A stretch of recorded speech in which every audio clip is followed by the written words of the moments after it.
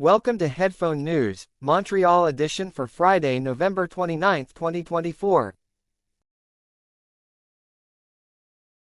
Boil water advisory in Montreal-Nord. A boil water advisory is now in effect for the Montreal-Nord borough of Montreal, Quebec. This advisory impacts over 80,000 residents due to a water outage and a drop in water pressure. Residents are advised to boil water for at least 1 minute before drinking or using it for brushing teeth. Water can still be used for washing clothes and taking showers. The advisory will stay in place until further notice. Montreal food banks seek increased funding. Food banks in Montreal, Canada, are calling for more funding to address the growing issue of food insecurity. In a recent press conference, Tasha Lackman, the executive director of the Depot Community Food Center, shared that over 15% of the city's population is affected by food insecurity. The demand for food assistance has tripled in the past 3 years. Each year, food banks distribute more than 20,000 food baskets, but they are facing significant resource challenges. Currently, the Depot Community Food Center receives only $150,000 annually, which falls short of the $160 million needed to meet the rising demand.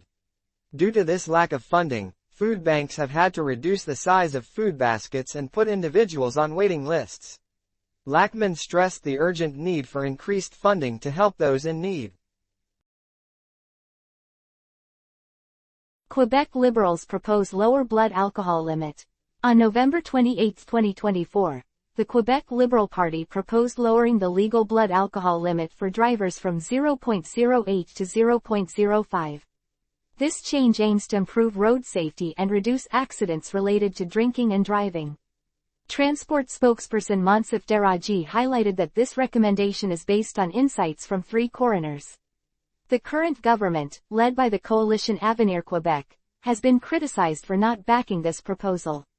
Supporters argue that lowering the limit would align Quebec with safety standards in other provinces and ultimately save lives on the road. Quebec's slow AED installation raises concerns. The Jacques de Champlain Foundation has raised concerns about the slow installation of automated external defibrillators, or AEDs, in public spaces across Quebec, Canada. The foundation claims that improving access to AEDs could boost survival rates for cardiac arrest victims by nearly 50%. In 2022, the Quebec government introduced an action plan that included a bill to deploy 1,000 AEDs throughout the province. However, only 100 AEDs have been installed so far. The foundation criticizes the lack of progress and communication from the government on this important initiative. In Quebec, around 10,000 people experience cardiac arrest each year, but only 1 in 10 survive. The foundation believes that better access to AEDs could save up to 200 lives each year. In comparison, Manitoba has enacted a law to ensure better access to AEDs, achieving a rate of 324 AEDs per 10,000 residents, while Quebec has only 27 AEDs per 10,000 residents. The slow progress in making AEDs available raises serious public health concerns, as quick access to these devices can significantly improve outcomes for cardiac arrest victims. The foundation continues to push for legislative action to increase the availability of these life-saving devices. Canada Post lays off striking workers amid labor dispute. Canada Post has started laying off workers who are on strike. This labor action involves more than 55,000 employees and has been ongoing for nearly 2 weeks. The Canadian Union of Postal Workers calls these layoffs a scare tactic and is looking into the matter further. Canada Post confirmed that these layoffs are temporary and mentioned that changes in employment conditions are now in effect. Earlier this month, Canada Post issued a lockout notice but made it clear that it did not plan to lock out employees. This situation raises concerns about labor relations in Canada and highlights ongoing tensions between the Postal Service and its workers. Quebec Report on Domestic Violence Risk Factors. A recent report from the Committee for the Examination of Deaths Related to Domestic Violence in Quebec reveals critical issues regarding domestic violence. The report analyzes 16 fatal cases from 2018 to 2022, resulting in 24 deaths. It identifies key risk factors such as previous incidents of violence, recent separations, and control exerted by aggressors. The report emphasizes the need for greater awareness of these issues, enhanced gun control measures, and improved support services for victims, particularly immigrant women. Findings indicate that many victims did not receive assistance, even after reaching out to police or health services. The report urges immediate changes to better protect victims and prevent future tragedies. Impact of proposed U.S. tariffs on Quebec. U.S. President-elect Trump has announced plans for a 25% tariff on all Canadian and Mexican imports. Quebec, a province in Canada, sends about 75% of its exports to the United States.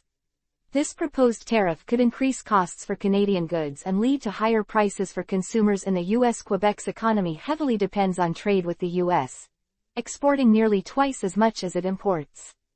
This situation may disrupt economic activities in Quebec and could strain the overall relationship between Canada and the United States. Concerns are rising about the economic impact of these tariffs, as they may prompt retaliatory measures from Canada and further complicate trade relations. Montreal Mall's use of Baby Shark to deter homelessness. Complexe Desjardins, a shopping mall and office complex in Montreal, Quebec, has come under fire for playing the children's song, Baby Shark, in its stairwells to deter homeless individuals from loitering. This tactic has been in use for about a year, and management claims it has improved security. However, advocates for the homeless argue that this method is cruel and ineffective, stating it fails to address the root causes of homelessness and simply displaces vulnerable people. The rise in homelessness in Montreal is linked to a decline in shelter funding over the past decade. Critics stress the importance of finding better solutions to support those in need. Desjardins has indicated it is aware of homelessness issues and has hired 2 social workers to engage with the homeless community. Canada files antitrust lawsuit against Google. On November 28, 2024, Canada's Competition Bureau announced a lawsuit against Google, alleging anti-competitive conduct in online advertising.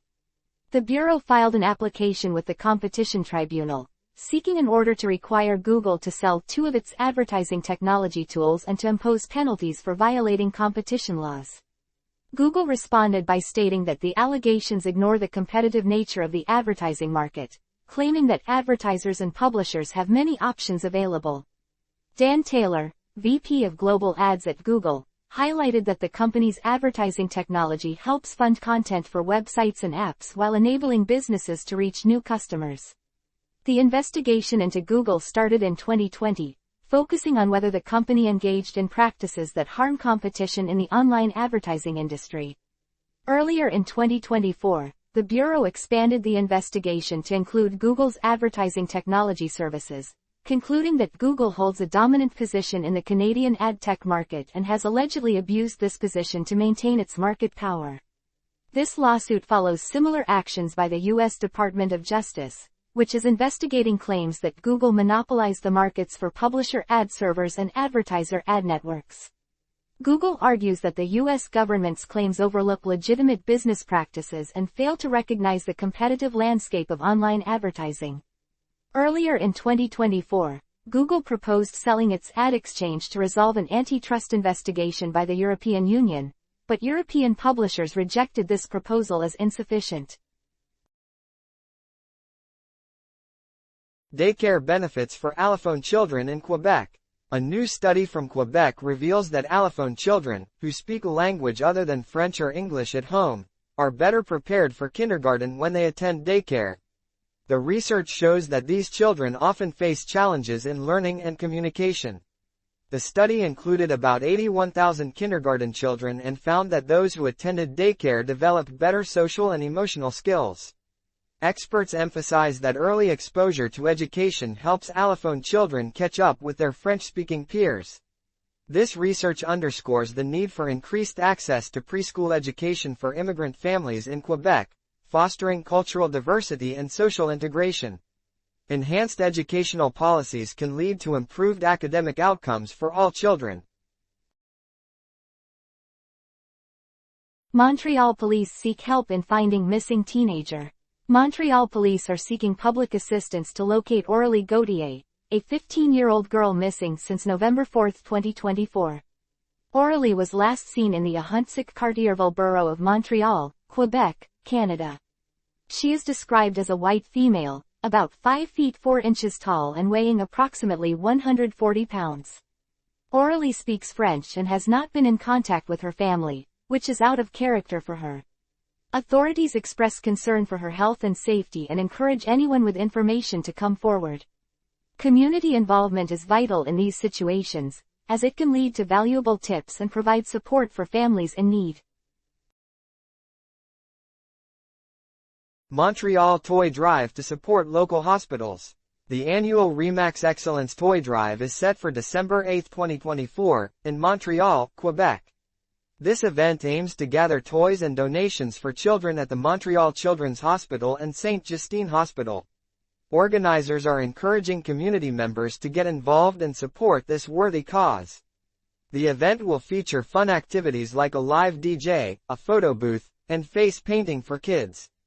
Over the past 5 years, the toy drive has raised around $50,000. Collected toys will be distributed throughout the year, not just during the holiday season. New toys are particularly needed for infants aged 0 to 6 months and youth aged 12 to 16 years. That is all the news for today. Thank you for listening to today's headphone news. News summary brought to you by AI.